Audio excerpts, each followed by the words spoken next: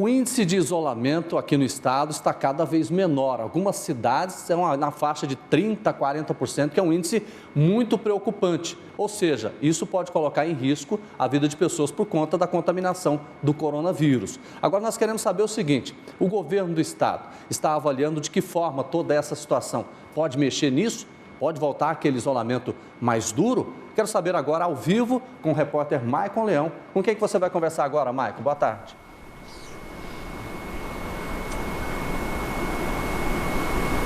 Pois é, Jodevar, boa tarde para você. Para quem está em casa, a situação do isolamento é realmente preocupante. Por isso, nós estamos aqui no Palácio das Esmeraldas. Ao meu lado está o governador de Goiás, Ronaldo Caiado. Antes de começar a entrevista, deixa eu só explicar por que nós estamos sem máscara. A gente que tanto incentiva o uso da máscara na rua, nós estamos em um ambiente fechado para garantir a comunicação melhor entre eu, o governador, e você de casa, que não tenha nenhuma interferência pela máscara. Governador, primeiramente, boa tarde. Obrigado por receber mais uma vez o Jornal do Meio-Dia aqui no Palácio. Eu começo lembrando da nossa última entrevista, aproximadamente uns 15 dias. Naquela época, o senhor já estava preocupado com a situação do isolamento. Conforme os dias foram passando, a situação foi piorando. No dia 30 de abril, nós tivemos o pior índice. Praticamente uma boa parte dos municípios não conseguiram atingir 40% desse isolamento. Hoje, a gente tem mais de 160 cidades com índice inferior a 50%, incluindo Itumbiara, que já tem 10 casos confirmados, e na semana passada registrou apenas 36%. Naquela época, o senhor já estava estudando voltar a fechar o comércio. Como que está hoje? Existe essa previsão de fechar tudo de novo? Se isso acontecer, em quanto tempo? Bem, boa tarde a todos os telespectadores aí do Jornal do Meio-Dia. Muito obrigado mais uma vez à TV Serra Dourada. E foi o primeiro momento até que nós tivemos no dia em que nós havíamos baixado um novo decreto para que nós ampliássemos ali a liberação na parte específica de construção civil, de mineração e também de algumas áreas de higiene, não é? Bom, o que acontece, a verdade, é que as pessoas, elas vão achando que, por terem ficado um período, elas acham que a partir dali, elas já podem voltar, que já podem movimentar.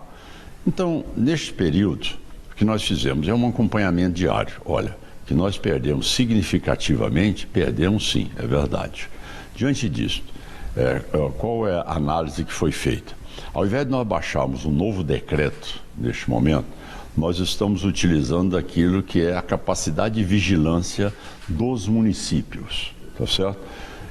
E com isso, as maiores cidades, junto com o Ministério Público, a Defensoria Pública, junto com toda a área de vigilância dos municípios, nós instalamos, tá certo, um processo de fiscalização agora com a condição de poder multar ao não cumprimento do protocolo e até as prefeituras cassarem o alvará de licença daquele estabelecimento. Então, nós vamos ter este processo agora num ritmo muito acelerado, tá certo? Eu acho que a Aparecida são mais de 500 fiscais na rua, Goiânia serão milhares, tá certo? Anápolis também. Estou dizendo das cidades maiores para dizer o volume maior, não é que as outras não terão.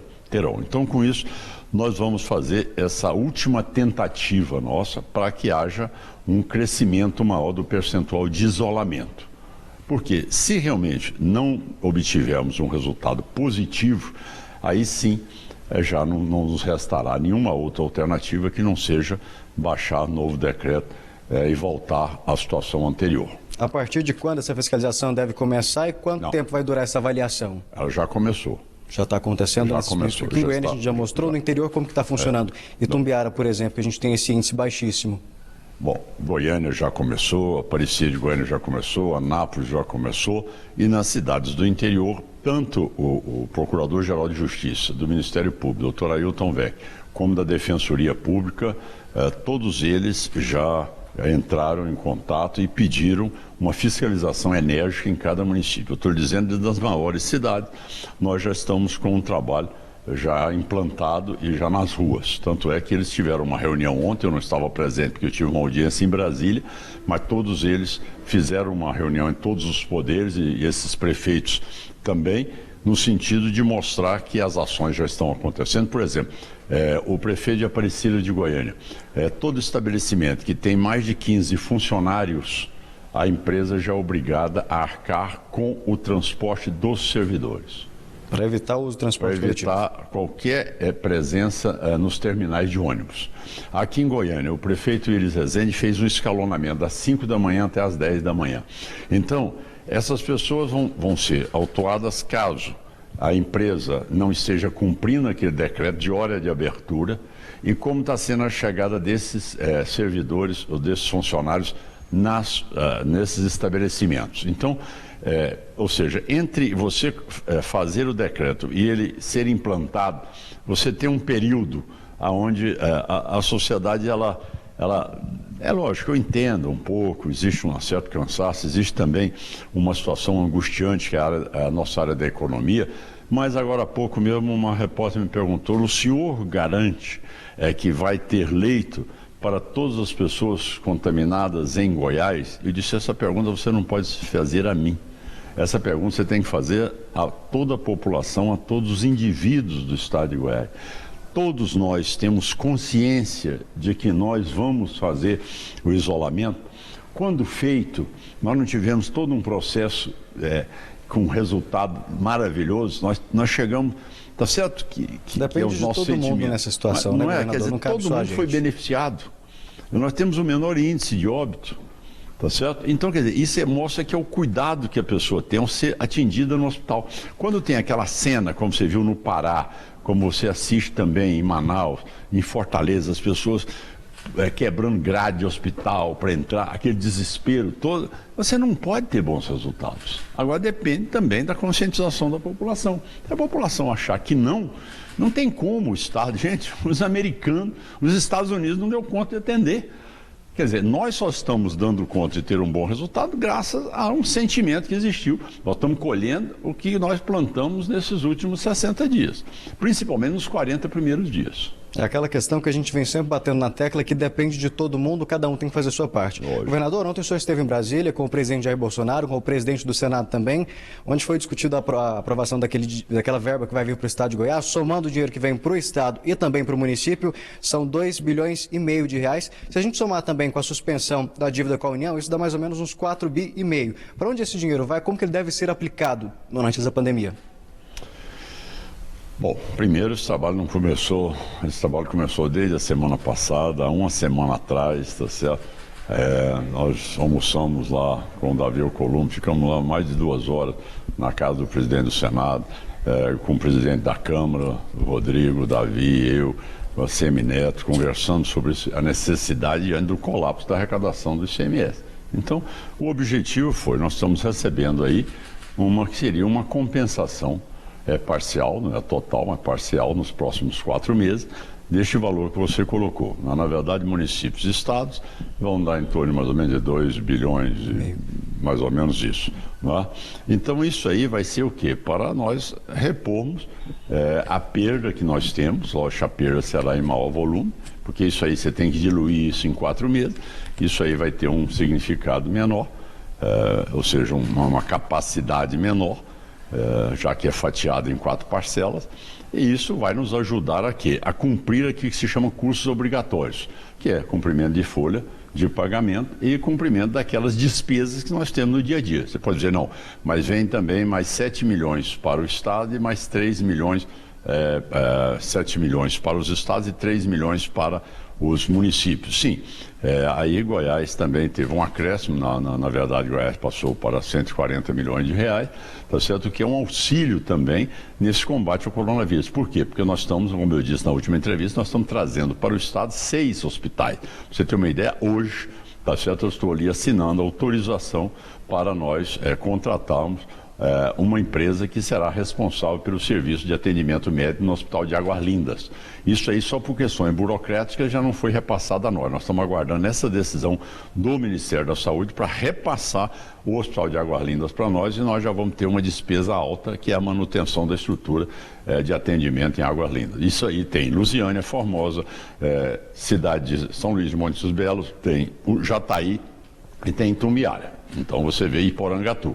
Então nós estamos tendo uma despesa alta, com mais 6 hospitais, estão sendo estadualizados, tudo correndo por conta do Estado, para atender todas essas regiões que nós estadualizamos, esses hospitais municipais. Governador, a gente viu aí que a despesa é grande. Como que fica a questão do salário dos servidores? Esse dinheiro que veio do governo federal ajuda a trazer uma tranquilidade para os próximos meses? Como que fica a previsão para o servidor público? Bom, nós demos conta de pagar todo mundo no dia 30. De que maneira? Todos os poderes abriram mão de 20% do seu orçamento de custeio. Desculpa, de investimento. Certo? Então houve um corte e nós conseguimos pagar. Agora, este mês, você sabe que nós também não damos conta de dar uma previsão final. Nos próximos meses essa previsão já fica mais complicada. A cada dia é sua agonia. Nós vamos ter uma capacidade real de avaliar, nós estamos fazendo reuniões toda semana, mas em torno do dia 15, mais dia 20, porque aí é o dia real que a gente vai ter um dado. Dia 15 não é muito cedo. Dia 20 é o dia que nós vamos ter a nossa capacidade reunindo os poderes e dizer o seguinte: deu ou não deu, agora nós temos que fazer um acordo aqui, nós temos que cortar mais. Aonde? Isso é que tem sido feito entre nós de uma maneira muito harmônica e participativa de todos. Isso tem sido estudado todos os dias. Isso tem sido estudado todos os dias, né, governador? Outro assunto que eu não posso deixar de fora dessa entrevista nossa, inclusive a manifestação passou aqui pela porta hoje do Palácio, a manifestação dos feirantes da Feira Hippie. Eles cobram um auxílio por parte do governo e também uma previsão para que a feira volte a funcionar seguindo protocolos de segurança. Existe essa previsão? Como que está acontecendo esse diálogo? Não veja bem, não é questão de falta de diálogo. Nós estamos abertos ao diálogo. Nós não interrompemos de nenhum que queira conversar conosco o diálogo. Tá certo? Agora, nós estamos trabalhando para que a gente faça um atendimento social dessas pessoas. Primeiro, com o quê? Com uma linha de crédito de capital de giro que nós estamos emprestando na Secretaria de Indústria e Comércio. Ela está tendo uma linha de crédito para dar a essas pessoas um empréstimo a juros de 2,5% para que ela sobreviva esses dias agora. Tá certo? Nós estamos, ao mesmo tempo, fornecendo, distribuindo cestas básicas no estado inteiro e na capital também. Então, existe uma ação conjunta. O que nós não podemos, de maneira alguma, é trazer para a Goiânia uma situação que todos nós sabemos, ou seja, a Feira Hippie, ela na verdade, ela não vive da comercialização dos produtos com as pessoas aqui de Goiânia. Então essa é uma realidade. A Feira Hippie, ela existe há 44, eles existem em decorrência de uma comercialização e de um fluxo enorme, me dizem que chega até 200 ônibus por semana, que vem de todos esses estados. Então, quer dizer, dentro daquilo que foi analisado pela Universidade Federal de Goiás, pela Secretaria da Saúde, por todos os órgãos do governo, tá certo? Pelos dados epidemiológicos que tem das pessoas que vêm dentro de um ônibus, com a capacidade de contaminação de todo o ambiente, se tiver um apenas contaminado, isso aí realmente nós estamos trazendo para dentro de Goiânia um ambiente que vai ser disseminador da doença. Então, não é contra o feirante da 44, né, da Feira Hippie, é uma realidade do ponto de vista epidemiológico.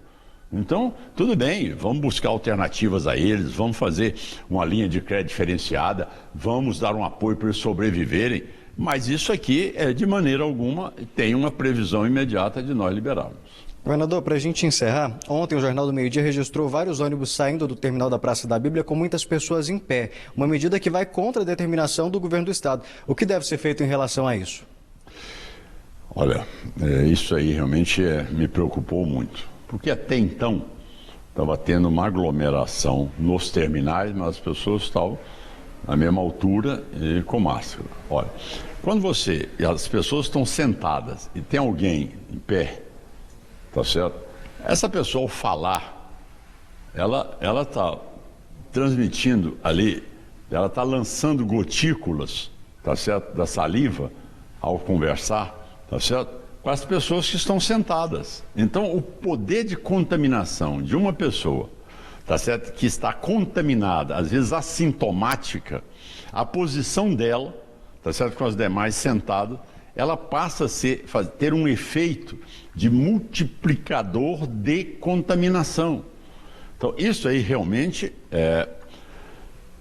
nós vamos ser bem mais enérgicos agora. Vai ter, ontem mesmo na reunião, hoje mesmo falando com o prefeito Iris Rezende, tá certo? Nós vamos intensificar mais essa fiscalização, vamos ver se aquele escalonamento está sendo cumprido, qual é que é a atividade da pessoa que está pegando o ônibus naquele horário, tá certo? Enfim, vamos fazer uma triagem real e já vamos alertando as pessoas. Gente, para que isso?